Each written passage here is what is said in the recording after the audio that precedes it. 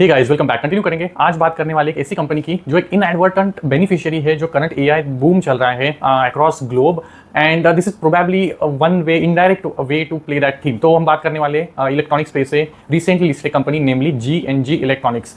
तो अभी अगर कंपनी का बिजनेस मॉडल देखेंगे तो प्राइमरीली ये एक लैपटॉप रिफर्बिशर है। ऑलमोस्ट 80-85% जो रेवेन्यू है इनके पूरे पाए का वो आता है लैपटॉप रिपेयरिंग में। तो करंटली ये देखेंगे तो ऑलमोस्ट 90% जो काम है वो B2B सेगमेंट में करते हैं। 5-10% के आसपास जो कंट्रीब्यूशन है म्यूजिकल वो आता है B2C सेगमेंट में। बिकॉज अगर if you understand the psyche, right, मतलब कौन आजकल चाहता है कि वो एक रिपेयर या फिर सेकंड हैंड लैपटॉप परचेस करे। सबको नया लैपटॉप चाहिए, नया छोड़ो, सबको लेटेस्ट मॉडल चाहिए।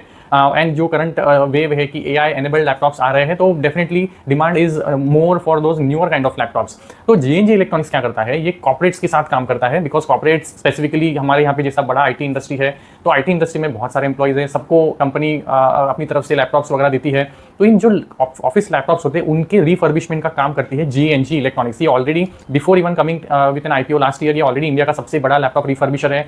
ये बड़े टॉप आईटी कंपनीज के साथ काम करती है। उनका जो रिक्वायरमेंट होता है हार्डवेयर को रिपेयर करना, रिफर्बिश करना, ये सब ये काम करती है। Then company also has expanded its presence outside India. तो ये यूरोप हो गया, मिडल ईस्ट हो गया, देन यूएस हो गया, यहाँ पे बहुत ज़्यादा प्रेजेंस है। इंडिया से जो आने वाला रेवेन्यू है वो अराउंड 33% का है एज ऑफ जो Q4 FY26 है। 67% रेवेन्यू आता है आउटसाइड मार्केट से। तो it's a very big company in terms of जो रिफर्बिशमेंट का काम है। एंड देन मेन जो इनका प्रोडक्ट है एज ऑफ नाउ वो है लैपटॉप। देन सवाल आता है कि जो ये रिफर्बिशमेंट का काम करते हैं इसमें मार्जिन्स क्या है, इसमें ग्रोथ प्रॉस्पेक्ट क्या है, and how is it really a beneficiary जो करंटली एआई बूम आ रहा है, how is this company getting benefited out of that. ये पूरे पिक्चर को अंडरस्टैंड करेंगे। इनके नंबर्स तो डेफिनेटली आर वर्थ नोटिंग। बढ़िया रिजल्ट्स इन्होंने पोस्ट किए हैं एंड कंसिस्टेंटली डिलीवर किए। ऐसा नहीं कि कोई एक क्वार्टर में डिलीवर किए एंड देन खराब हो गया, ऐसा नहीं। कंसिस्टेंटली आप देखेंगे since IPO they have posted decent set of numbers, margins इनके इंप्रूव हो रहे हैं। एंड कॉल जब मैंने सुना तो even that look quite interesting, जहां पे मैनेजमेंट इज होपफुल कि मार्जिन्स यहाँ से भी बेटर हो सकते हैं। कंजर्वेटिव साइड पे कह रहे हैं कि हम 20%-25% से रेवेन्यू को ग्रो करेंगे। तो सो प्रॉस्पेक्ट जो है ग्रोथ के लिए वो भी बढ़िया दिख रहे हैं। तो ये सारी जो सिचुएशन है जी इलेक्ट्रॉनिक्स का वो अंडरस्टैंड करेंगे in detail and will cover the call highlights as well. तो लेट्स गेट स्टार्टेड। तो जी इलेक्ट्रॉनिक्स जो है ना, ये लैपटॉप रिफर्बिशमेंट का काम करती कहाँ पे, तो इनका मैन्युफैक्चरिंग जो प्रेजेंस है या फिर ये जो फैसिलिटीज है रिफर्बिशमेंट वाली, ये इंडिया में है, नवी मुंबई में इनका फैसिलिटी है। देन उसके अलावा बाहर जहाँ पे यूएई में, मिडल ईस्ट रीजन में इनकी बड़ी फैसिलिटीज है, मल्टीपल फैसिलिटीज है। एंड देन यूएस में भी इनकी फैसिलिटी है। तो आउटसाइड इंडिया एक्चुअली देखेंगे तो जो कैपेसिटी है वो बड़ा है आउटसाइड इंडिया। देन जो इनकी अब ये काम जो है रिफर्बिशमेंट का करना है, तो ऑब्वियसली ये तो जो रॉ मटेरियल है, तो इनके लिए रॉ मटेरियल क्या हो गया कि कोई भी चिप्स है, कंपोनेंट्स है, मेमोरी जो चिप्स होती है या फिर जो प्रोसेसिंग यूनिट्स होती है, ये जो सारे हार्डवेयर कंपोनेंट्स होते हैं ये सोर्स करेंगे। देन वो अपनी रिक्वायरमेंट के हिसाब से जिस भी तरह का जो प्रोडक्ट आए रिफर्बिशमेंट के लिए उसको रिपेयर करके ओवरहॉल करके कस्टमर को वापस देती है। तो इन्वेंट्री इनको एक्वायर करना पड़ेगा। तो इनके सप्लायर्स है, और ये सप्लाई जब मैंने स्टडी किया तो दे हैवंट एक्वायर्ड एनीथिंग। तो इनका कोई भी सप्लाई नेटवर्क चाइना रिलेटेड नहीं है। जो भी सोर्सिंग करना है ये करते हैं मिडल ईस्ट रीजन से ही, यूरोप से या फिर यूएस से। तो सप्लायर इनकी based out of middle east, US and Europe region है। देन जो कस्टमर बेस है ये भी इनका जो मेजर है वो यूएस यूरोप में ही है। तो अगर स्प्लिट बताऊं रेवेन्यू वाइज तो ऑलमोस्ट 20% रेवेन्यू आता है यूएस से, 21% रेवेन्यू आता है यूरोप से, एंड देन जो मिडल ईस्ट है वो 12% कंट्रीब्यूट करता है। तो ये दोनों ही तीनों मिला लेंगे तो 50% रेवेन्यू यहीं से आ जाता है। Rest of the world is around 13-14% and then India is 33%। तो सप्लायर बेस जो या फिर जो कस्टमर बेस है ये 3 रीजन में मेजरली डिवाइडेड है, US, Europe and middle east. तो सप्लाई भी इनका यहीं से होता है। तो अब बात आती है कि अगर इनका प्रेजेंस मिडल ईस्ट रीजन में है तो how they have really fair in जो करंट सिचुएशन चल रहा है, मिडल ईस्ट वाले टेंशन है, इसका इंपैक्ट इनके बिजनेस में हुआ नहीं हुआ, और अगर हुआ तो उसको नेविगेट ये कैसे कर रहे हैं। तो इसी यूए में इनकी 3 या आई थिंक लेटेस्ट अपडेट्स के हिसाब से आई थिंक 5 फैसिलिटीज है इनकी जो यूए के शारजाह में। तो अब ये जो फैसिलिटीज है रिफर्बिशमेंट यहाँ पे कर रहे हैं, तो यूए में एज सच कोई भी ऑन द ग्राउंड जो सिचुएशन है कोई भी खराब नहीं हुआ है। जो इनके ऑपरेशंस है उसमें बिल्कुल जीरो इंपैक्ट है, जो मैनेजमेंट ने कॉल में इटरेट किया। Because recently there were some news items की यूए में कुछ बॉम्ब ब्लास्ट हुए या फिर कुछ सिचुएशन खराब हुआ, बट इनके जो ऑपरेशंस है उसमें कोई भी इंपैक्ट नहीं आया है। जो एम्प्लॉय मूवमेंट है, गुड्स मूवमेंट है, रादर वो भी इंपैक्ट नहीं हुआ है। तो absolutely there is zero impact जो मिडल ईस्ट के टेंशन हुए। देन एडिशनली अगर इनका सोर्सिंग अगर स्टेट ऑफ हॉर्मुज से होने वाला है तो क्या वो इंपैक्ट हुआ है। तो मैनेजमेंट ने बहुत क्लियरली मेंशन किया इनका जो भी सोर्सिंग होता है रॉ मटेरियल्स का या फिर सप्लाई करना है कस्टमर को, उसका कोई भी डिपेंडेंस स्टेट ऑफ हॉर्मुज पे नहीं है। रादर जो भी इन्वेंट्री ये मंगाते हैं या फिर सप्लाई करते हैं ये कंप्लीटली एयर कार्गो से होता है। एंड देन जो नॉर्मली बिहेव कर रहा है, रादर वहाँ पे थोड़े प्राइसेस स्लाइटली इंक्रीज हुए हैं, बट देन कोई भी इंपैक्ट इनके बिजनेस में, सप्लाई में, डिलेज वगैरह किसी भी तरह का जीरो इंपैक्ट है, even with the middle east tensions या फिर स्टेट ऑफ हॉर्मुज। तो एज ऑफ नाउ जो Q4 के रिजल्ट्स हैं, एज ऑफ जो इनका कमेंट्री आया है just couple of days ago जो इनका कॉल हुआ, कुछ भी इंपैक्ट नहीं है जो मिडल ईस्ट वाले टेंशन से, despite being a bigger facilities available जो इनकी करंटली है यूए की शारजाह में। तो ये अच्छी बात लगी मुझे, because they have stayed isolated in the current entire situation. Now सबसे इंपॉर्टेंट जो सवाल है कि how is it really getting benefited out of a AI boom. तो इसके लिए हमें जाना पड़ेगा, समझना पड़ेगा कि करंटली हो क्या रहा है इन द एआई स्पेस। तो जैसे एआई में इन्वेस्टमेंट्स बढ़ रहे हैं from the big companies like Facebook, Google, Microsoft, ये जितना अपना इन्वेस्टमेंट इस स्पेस में कर रहे हैं उसकी परसेंटेज, उसकी रिस्पेक्टिव टर्म्स में इनकी जो कंप्यूटिंग की नीड है वो बढ़ती जा रही है। अब कंप्यूटिंग करने के लिए आपको चाहिए मेमोरी चिप्स, आपको चाहिए प्रोसेसिंग चिप्स, और ये सब बनाने की जो कंपनीज है वो लिमिटेड है, सम इन यूएस, सम इन से ताइवान वगैरह। तो ये जो कंपनीज है इनका पूरा जो फोकस है वो करंटली कहाँ पे है, एआई के रिलेटेड जो कंप्यूटिंग हार्डवेयर है वो बनाने में, राइट। तो इसकी वजह से क्या हुआ है कि ये जो लैपटॉप मार्केट है जहाँ पे जो सारे ओईएम्स है लाइक से डेल है, लिनोवो है, तो ये सारे जो प्लेयर्स है इनके लिए ये जो कंपोनेंट्स होते हैं, फॉर एग्जांपल रैम, DDR5, इन्होंने अपने कॉन कॉल में काफी सारी चीजों को क्लैरिफाई किया। लाइक फॉर एग्जांपल इन्होंने कहा कि जो DDR3, DDR5 जो रैम्स होती है जो लैपटॉप वगैरह में भी लगती है, इनका शॉर्ट सप्लाई है, और क्योंकि डिमांड बहुत ज्यादा है और वो डिमांड एआई के लिए करंटली यूटिलाइज हुआ है, तो यहाँ पे शॉर्ट सप्लाई है और प्राइसेस भी सिग्निफिकेंटली बढ़े हैं। तो if I just tell you some numbers इन्होंने जो अपने कॉन कॉल में मेंशन किए कि पिछले 6 महीनों में, 6-8 महीनों में सिचुएशन कितना ड्रामेटिकली चेंज हुआ है। तो DDR5 8GB जो मेमोरी चिप है, जो बेसिकली रैम है, उसका प्राइस अक्टूबर 25 में $23 था, वो अभी अप्रैल में हो गया है $220। तो बेसिकली 6 टाइम्स 5 टाइम्स के आसपास बढ़ गया है। देन जो 16GB DDR5 रैम है उसका प्राइस है $54 से $210, अगेन 5 टाइम्स हो गया है विद इन लास्ट 6-8 मंथ्स। तो इसकी वजह से क्या हुआ है कि ये जो सारे कंपोनेंट्स है एक तो शॉर्ट सप्लाई में और उनके प्राइसेस भी सिग्निफिकेंटली बढ़े। देन जो मेमोरी है बेसिकली SSDs, 1 TB SSD का प्राइस इन्होंने कहा 4 टाइम्स बढ़ गया, फ्रॉम $70 टू $49 पे चला गया। हाई एंड प्रोसेसर जो है वो $165 से $240 पे चले गए हैं। एंड ओवरऑल ये तो चलो कंपोनेंट्स की बात हो गई, ओवरऑल जो एंट्री लेवल एक लैपटॉप है या फिर कंप्यूटर है उसकी जो प्राइस है वो भी इन्होंने कुछ एग्जाम्पल दिए। इन इंडिया 25,000 थी, 25-26,000 के आसपास थी इन दिसंबर 2025, ये अप्रैल में बढ़ के 40,000 पे चली गई है। तो if you compute that itself is a 60% price jump जो हुआ है एंट्री लेवल लैपटॉप में। तो सी अब ये जो रिफर्बिशमेंट करते हैं या फिर ये जो लैपटॉप्स बनाते हैं ये फोकस कहाँ पे करते हैं, तो ये एंट्री लेवल प्रोडक्ट्स पे एक तो फोकस करते ही नहीं है, बिकॉज एंट्री लेवल प्रोडक्ट्स थोड़े लोअर प्राइस पॉइंट पे अवेलेबल होते हैं। तो अगर आप रिफर्बिश को अगर आपको सेल करना है तो even will have to sell even at a lower price, तो फिर आपके मार्जिन्स को थोड़ा सा जो है ना प्रेशर फील हो सकता है। तो ये कहाँ पे फोकस करते हैं, हायर एंड या फिर परफॉर्मेंस लैपटॉप्स पे ज्यादा फोकस करते हैं, जो नीड होती है कॉर्पोरेट्स की, because corporates are interested in getting their work done faster from an employee, right. वो ये नहीं चाहते कि भाई हमें कॉस्ट बचाना है, हमें लोअर कंप्यूट वाला भी लैपटॉप चलेगा, नहीं, they will focus on higher compute, higher performance laptops. तो यहाँ पे GNG फोकस करता है, बिकॉज अब ये जो रिफर्बिश लैपटॉप से obviously they are not going to be perfect like a brand new laptop that is coming out of a factory. It is a refurbish laptop, but then GNG बोलता है कि हम इसकी guarantee देते हैं, हम इसकी वर्किंग या फिर परफॉर्मेंस की भी गारंटी देते हैं, और इसकी जो ड्यूरेबिलिटी है ओवर 3 to 5 ईयर्स हम उसकी भी गारंटी देते हैं। तो जिससे क्या होता है, ट्रस्ट बिल्ड होता है। तो जो B2B कस्टमर है वो सोचता है, और इनकी प्राइस पॉइंट भी काफी लोअर साइड पे है। तो लैपटॉप का इन्होंने मेंशन किया कि जो टिपिकल प्राइस पॉइंट होता है for a laptop which is refurbished that is available at around 1/3 of the और may be half the cost of a new laptop, and basically we are talking about a performance laptop. So अगर ये price point को आप compare करेंगे तो high end refurbish laptop is available at a price of a entry laptop which is a beginner level. तो ये जो difference है वो इनका एक्चुअली USP होता है कि हम हाई एंड जो कंप्यूट वाले जो लैपटॉप से आपको लोअर प्राइस पॉइंट पे अवेलेबल करा रहे हैं, साथ में हम आपको सारी परफॉर्मेंस गारंटीज दे रहे हैं, हम एश्योरेंस दे रहे हैं कि इनकी ड्यूरेबिलिटी अच्छी रहेगी, परफॉर्मेंस भी अच्छा करेंगे। तो उसकी वजह से क्या होता है, इनकी जो डिमांड है प्रोडक्ट की वो कंटिन्यूसली बनी रहती है। एंड देन पॉइंट क्या है, किसी ये जो सारे चिप्स वगैरह है, मेमोरी चिप्स है या फिर प्रोसेसिंग चिप्स है, ये जो अनअवेलेबिलिटी है या फिर इनकी जो प्राइसेस बढ़ गई है सिग्निफिकेंटली, इससे क्या हुआ है, the demand for refurbish laptops has gone up.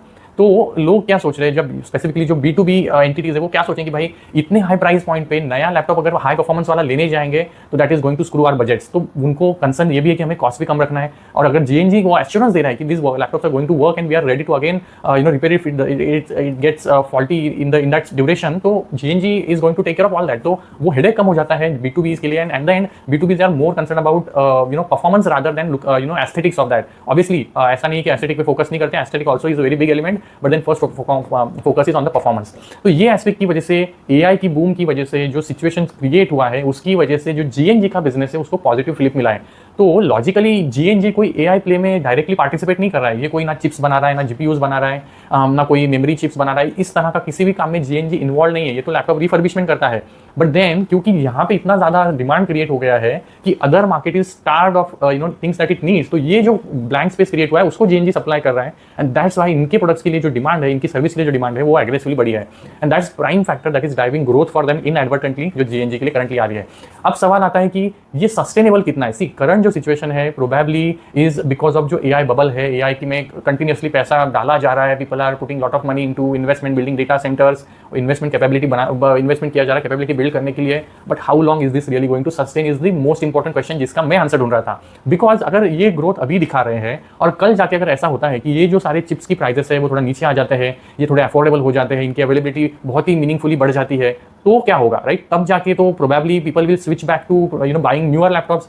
तो ये सबसे प्राइम फैक्टर था जो मैं अंडरस्टैंड करना चाहता था, and that's when actually my interest develop more going into analysing this company further. Because ये नंबर्स तो चलो हमें पता है कि चलो इन्होंने दे दिए because benefiting out of the current situation, but the point is क्या ये सारा सस्टेनेबल है? तो I was trying to understand that, और इसका भी मैनेजमेंट ने बहुत बढ़िया आंसर दिया। तो अगर इनका लॉजिक सुने तो इनका क्या कहना है पता है मैनेजमेंट का, ये जो एआई वाला सिचुएशन है this is not going to end very soon. तो इन्होंने कुछ एग्जांपल्स दिए। See as of December, just look at this information that they shared in the PPT. तो इनका क्या कहना है, see as of 2024 there was supply after covid recovery was there, and जो रिफर्बिश जो न्यू पीसी का जो सप्लाई है जो मार्केट में जो नए ओईएम्स लेके आ रहे हैं उसका जो ग्रोथ था अराउंड यूनिट थे अराउंड 263 मिलियन थे 2025 में। That supply grew by around 8-9% to 85 million पे नंबर चला गया, बिकॉज देन विंडोज ने अपने रिफ्रेश किए थे, 11 वगैरह लॉन्च किया था, तो that grew some that led to some drive into the newer shipments. But then as of 2026 ये डेटा आया है आईडीसी से, which is a global body tracking all the communication and information technology devices shippings. तो ये जो data है IDC से आया है, जो एक इंटरनेशनल बॉडी, और इनका कहना है कि 2026 में there will be shortfall in the supply from OEMs in the laptop segment to a count of almost 10 to 11%। तो ये जो सप्लाई साइड पे डिसरप्शन है इसकी वजह से जो काउंट है ना वो लैपटॉप का जो मार्केट में आने वाला है that is going to be around 250 million.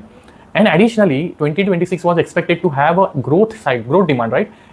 Compared to 2025, that was expected to be around 10-11% growth.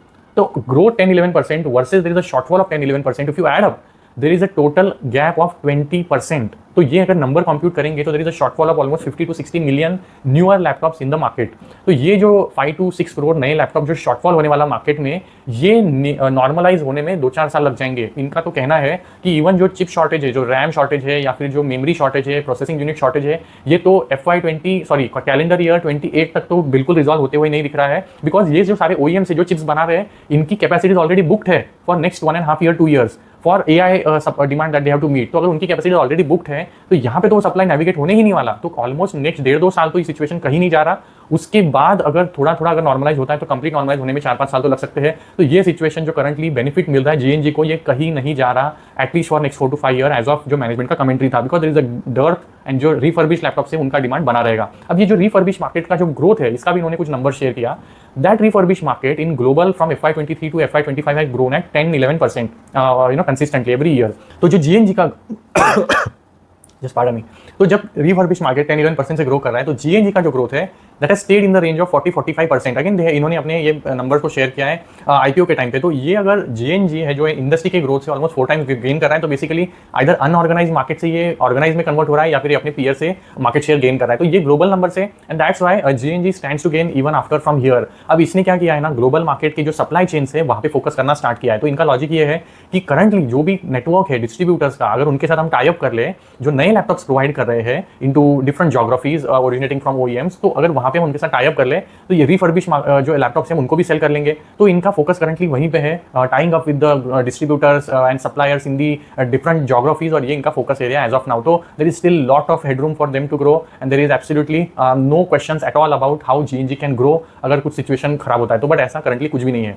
अब चलो एक बार इनके नंबर्स भी देख लेते हैं। तो इफ यू लुक एट जो इन्होंने अपने पीपीटी में शेयर किया है, इस क्वार्टर का ग्रोथ 43% का रहा है, पूरे साल का ग्रोथ 34% का रहा है, बहुत बढ़िया ग्रोथ, ग्रॉस प्रॉफिट बढ़िया आए हैं, मार्जिन्स इंप्रूव हुए हैं सिग्निफिकेंटली, ऑलमोस्ट 400 बेसिस पॉइंट का, EBITDA growth is almost 100%, for the year it is 60%। तो नंबर्स में इनके बिल्कुल कोई भी पॉइंट ही नहीं है क्वेश्चन करने का, numbers are absolutely very very good. अब सी जब इनका आईपीओ आया था अराउंड 400 करोड़ का, तो आईपीओ में से इन्होंने बड़ा चंक यूज किया था to pare off some of their debt, because इनको काफी ज्यादा जो है ना इन्वेंटरी एक्वायर करनी है, एंड देन जो फैसिलिटीज का भी एक्सपेंशन कर रहा था, तो इनके बुक में आईपीओ के टाइम पे डेट था 350 करोड़। फिर आईपीओ के मनी से इन्होंने अपना जो बैलेंस शीट है क्लीन कर लिया, डेट नहीं था। अगेन अभी जो करंटली सिचुएशन है इनके पास अराउंड 300 करोड़ का डेट है, but now company has grown और ये डेट सिचुएशन जो है करंटली कंफर्टेबली मैनेजेबल है। अब डेट की जरूरत क्या पड़ रही है now, if you understand the picture, हो क्या रहा है, there is a great demand currently that is company is witnessing. अब ये डिमांड को मीट करना है तो इनको क्या करना पड़ेगा, रॉ मटेरियल जो बेसिकली चिप्स वगैरह है, डिफरेंट तरह के जो कंपोनेंट्स है उनकी सोर्सिंग करनी पड़ेगी। अब already there is a bit of a short supply in the market, तो ये बेसिकली बहुत ही अपॉर्चुनिस्टिक तरीके से जहां से भी चीजें कंपोनेंट्स मिले and before price hikes are taken, ये उन चीज़ों को अक्वायर करने में फोकस करते हैं। तो इन्होंने अपनी इन्वेंट्री बिल्ड करने पे काफी ज्यादा फोकस किया है। तो अगर इनका बैलेंस शीट देखेंगे तो इनका इन्वेंट्री नंबर जो है ना वो बढ़ गया है फ्रॉम लास्ट ईयर अराउंड 480 अभी 743 पे गया है। तो इससे क्या हुआ है, इनकी जो इन्वेंट्री अगर आपको एक्वायर करनी है तो आपको शॉर्ट टर्म के लिए वर्किंग कैपिटल कुछ लोन्स भी लेने पड़े, तो इसकी वजह से इनका जो डेट है ना एज ऑफ FY26 थोड़ा सा बड़ा है, but this is not going to be a phenomena कि हमेशा से एलिवेटेड रहेगा। और क्योंकि प्रीवियसली एज ऑफ IPO इन्होंने कुछ डेट कम कर दिया था, तो even after raising that short term debt इनकी जो बैलेंस शीट है it is still in good condition. तो ये सिचुएशन इन्होंने अपने जो है ना कॉन कॉल में एड्रेस किया। अब सी सवाल आता है कि इन्वेंट्री ये रखी कहाँ पे, बिकॉज इनकी फैसिलिटीज तो 3 जगह पे है, India, US and then Middle East region. तो ये इन्वेंट्री जो है ना इन्होंने वो भी किसी एक जगह पे नहीं रखी है, they have sourced it from multiple locations and then inventory is also divided multiple location. इनकी जो कहना है कि सबसे बड़ी जो इन्वेंट्री हमारी US में है, followed by the UAE facility and then followed by India. तो ये भी इन्होंने स्ट्रेटेजिकली डिवाइड करके रखा है in order to not let their जो भी रिफर्बिशमेंट का काम है that getting hampered because of any constraint of the inventory. तो ये ऑलरेडी इस पे काम कर रहे हैं। अब obviously there are some hikes in terms of जो एक्वायर करते हैं चीज़ों को, प्राइजेस बढ़े हैं, बट ये भी क्या करते हैं अपनी प्राइजेस को पास ऑन कर देते हैं। जो भी यूनिट्स ये सेल कर रहे हैं रिफर्बिश लैपटॉप का,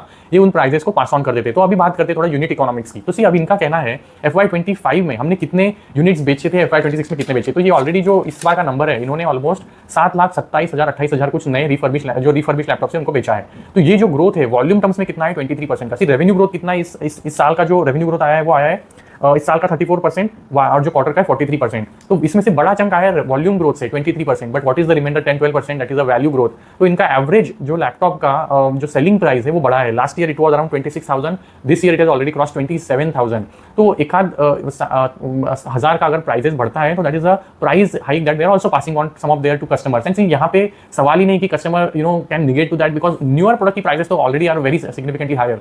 तो यहाँ पे they have still good room to pass on and that they are doing as well. तो ऑब्वियसली देयर सम कंसर्न्स कि अगर इन्वेंट्री प्राइसेस बढ़ते हैं, if the cost at which they are acquiring is going up, तो इनके margin squeeze हो सकते हैं। बट मैनेजमेंट ने क्लियरली एड्रेस किया कि there is no such situation, they are also able to pass on the price hikes and then also they are very consciously acquiring inventory and preloading the inventory, anticipating the demand जो आगे आने वाला है। ये दो कुछ factors है, proper inventory management, जिसकी वजह से जो इनके कॉस्ट और जो मार्जिन है वो कंट्रोल में रहे हैं and still even in this quarter margin have improve significantly. तो ये सारा जो सिचुएशन है ना, मतलब सी मैंने एक्चुअली इनको काफी तरह से कॉन कॉल्स में जो एनालाइज करके देखने में काफी सारे पॉइंट से थोड़ा सोच के देखा कि अगर ये फैक्टर गड़बड़ हो जाए तो क्या हो सकता है। तो there are multiple points at which things are going wrong, but looking at what management has to say, they're actually doing quite a phenomenal job. अब जब इन्होंने अपनी फैसिलिटीज को रैंप अप किया तो एम्प्लॉइज की भी रिक्वायरमेंट थी तो have they increase their customer employ base. तो लास्ट ईयर में FY25 में इनके 1200 एम्प्लॉइज थे, एज ऑफ Q4 FY26 इनके ऑलमोस्ट 2400 एम्प्लॉइज हो गए हैं। तो एम्प्लॉय काउंट ऑलमोस्ट एक साल में जो है ना पिछले डबल के आसपास पहुंचा है एंड ये एम्प्लॉय हायरिंग आगे भी कंटिन्यू होगा। अब सी ऐसा नहीं है कि they are not focusing on the productivity. तो ये एक्चुअली रैंप अप क्योंकि फैसिलिटीज रैंप अप हुई है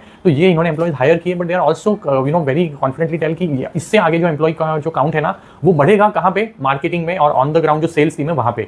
ऑन द फैक्ट्री लेवल पे जो एम्प्लॉइज है ना वहाँ पे प्रोडक्टिविटी में फोकस करेंगे, how to refurbish more laptops with the same capacity और the employ strength that we have. तो यहाँ से एम्प्लॉय एडिशन जो होगा that will be more on the sales and marketing side and not on the factory level. तो ये सारी चीजें जो है ना इनकी लॉजिकल थिंकिंग को एड्रेस करती है कि ये फोकस कहाँ पे कर रहे हैं। देन कुछ सवाल आते हैं कि B2B पे तो आप फोकस कर रहे हो and aren't you interested in growing B2C। तो they have some plans on B2C side as well. तो सी इनका क्या कहना है कि B2C में customer preferences are bit different, but यहाँ पे हम कुछ स्कीम्स लॉन्च कर रहे हैं। ऑलरेडी इन्होंने कुछ कंज्यूमर NBFCs के साथ टाइप किया, प्रोबेबली लाइक से बजाज फाइनेंस, जो प्रोडक्ट्स होते हैं इलेक्ट्रॉनिक्स होते हैं उनको ये फाइनेंस करते हैं। तो इन्होंने स्कीम्स लॉन्च की है कि जो हाई एंड लैपटॉप्स होते हैं, रिफर्बिश लैपटॉप्स होते हैं, इनको ये NBFC के थ्रू फंडिंग करा सकते हैं ऑन EMI बेसिस। तो ये स्कीम्स ऑलरेडी इनका प्लान में है, this will be launched very soon. तो ये जो फोकस है B2B सेगमेंट में ग्रो करना, that is also on their plans and cards and this is going to be also a good growth driver going forward। तो इन्होंने ये चीजों को कंफर्म किया while they talked about their aspirations to grow the B2C। सी अब सवाल आता है कि इनके रिसीवेबल्स क्यों बढ़े। तो इनका अगर बैलेंस शीट देखेंगे तो ना रिसीवेबल का नंबर भी बढ़ा है, trade receivable has jumped from 67 crore to 207 crore. तो अब ये क्यों बढ़ा है। तो सी इन्होंने लॉजिकल आंसरिंग इसका ये दिया है कि करंटली हम क्या कर रहे हैं, जो भी डिस्ट्रीब्यूटर नेटवर्क है जिसके साथ हम काम कर रहे हैं वो डिस्ट्रीब्यूटर नेटवर्क OEM के साथ भी काम कर रहा है, लाइक्स ऑफ डेल, लिनोवो, उनके भी तो लैपटॉप्स ये बेच रहा है जो नए लैपटॉप्स है। अभी अगर हम सेम डिस्ट्रीब्यूटर के साथ काम कर रहे हैं और वो जो नया OEM है जो नए लैपटॉप्स दे रहा है, अगर वो अपने डिस्ट्रीब्यूटर नेटवर्क में सारे डिस्ट्रीब्यूटर्स को 30 to 40 डेज का अगर क्रेडिट दे रहा है, उसको बेसिकली अवेलेबल टाइम दे रहा है कि भाई तुम रीपेमेंट करने के लिए 30-40 डेज का टाइम ले सकते हो। तो बेसिकली अगर हम सेम चीज फॉलो नहीं करेंगे तो जो डिस्ट्रीब्यूटर है हमारा जो माल है वो रखेगा ही नहीं, right. Quite logical thing to do.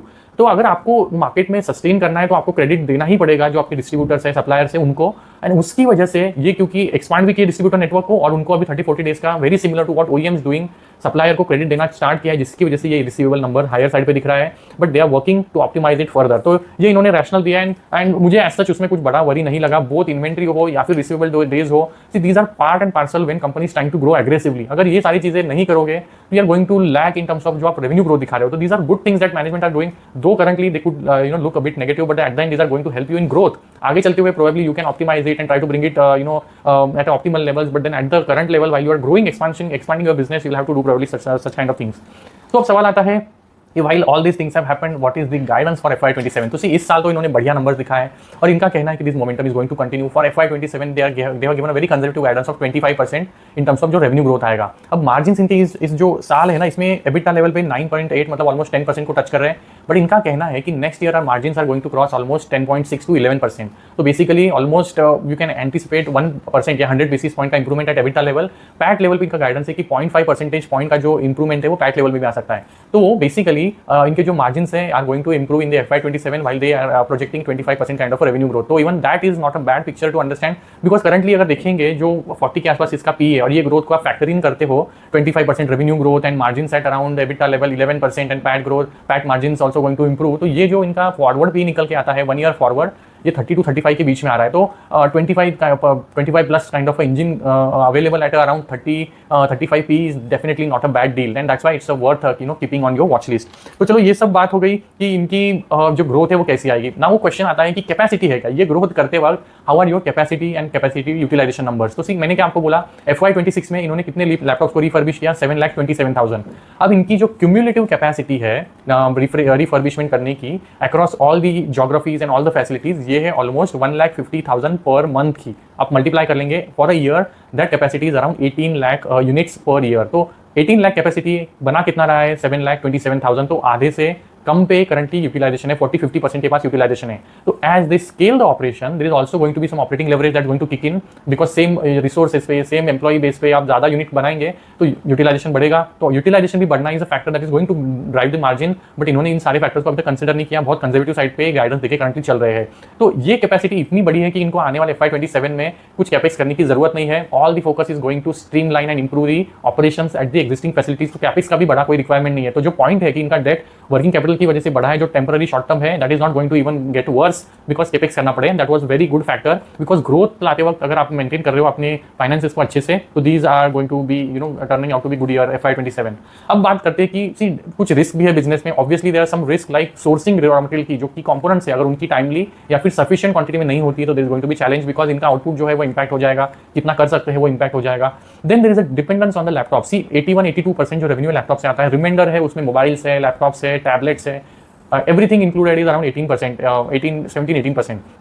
तो डिपेंडेंस बहुत ज़्यादा है लैपटॉप पे। तो obviously that again opens ground for them to go into other segments as well, but then point is कि लैपटॉप पे काफ़ी ज़्यादा डिपेंडेंस है और यहाँ पे अगर कुछ सिचुएशन खराब होता है तो that can again have an impact. And then जो थर्ड पॉइंट है वो प्राइस एंड अवेलेबिलिटी। सो जो रॉ कंपोनेंट्स है like RAM we mentioned about, then memory chips we mentioned about, SSDs and then processing unit, अगर इनके prices materially बढ़ जाते हैं and they are probably not passing on those prices quickly, are not able to do that, then again there could be problem in terms of margin pressure. तो ये तीन factors मुझे लगे। इनके ऑपरेशनल लेवल पे मुझे कोई चैलेंज नहीं लग रहा है, क्योंकि अगर इन्होंने पीक जो वॉर वाला टाइम था अगर वो मैनेज कर लिया है विदाउट एनी डिस्ट्रप्शन, तो आगे भी जो सिचुएशन है शायद बेटर ही होगा। तो उसकी वजह से ऑपरेशनल लेवल पे मुझे कोई चैलेंज नहीं दिखता, बट वही है सारा इन्वेंट्री और जो खेल है वो इन्वेंट्री लेवल को मैनेज करना है, राइट। तो देखना पड़ेगा अब ये सब कैसे मैनेज करते हैं। See there are quite interesting things that this company can do. See currently ये तो सिर्फ लैपटॉप्स में है, they can go into servers refurbishment, they can go into other hardware like GPUs वगैरह के रिफर्बिशमेंट में जा सकते हैं, बिकॉज अगर नए की अवेलेबिलिटी कम हो जाए एंड देन रिफर्बिशमेंट का काम अगर ये कर सकते हैं तो there is a great scope for company like JNJ। और इन्होंने अपना ऑलरेडी प्रेजेंस अक्रॉस 3 ज्योग्राफीज बना लिया है, उसको एक्सपांड भी कर रहे हैं। तो future is quite bright for them. It is all going to depend on how they continue to execute. और ये business is not running on the fillip that they have got because of AI। This can sustain actually for good medium term to long term. तो हमें देखना पड़ेगा कि कितना अच्छे से करते हैं। नंबर्स मुझे बहुत बढ़िया लगे, मैनेजमेंट का गाइडेंस, थिंकिंग फिलोसफी पूरा ठीक ठाक लग रहा है, बैलेंस शीट वगैरह सब ठीक है। तो देखना पड़ेगा आगे कैसे पैन आउट करते हैं। But unadvertent again I will say beneficiary जो AI की वजह से है, but let's see how it again goes ahead for them in FY27। I keep you posted, let me know if queries are raised in the upcoming video. Thank you so much.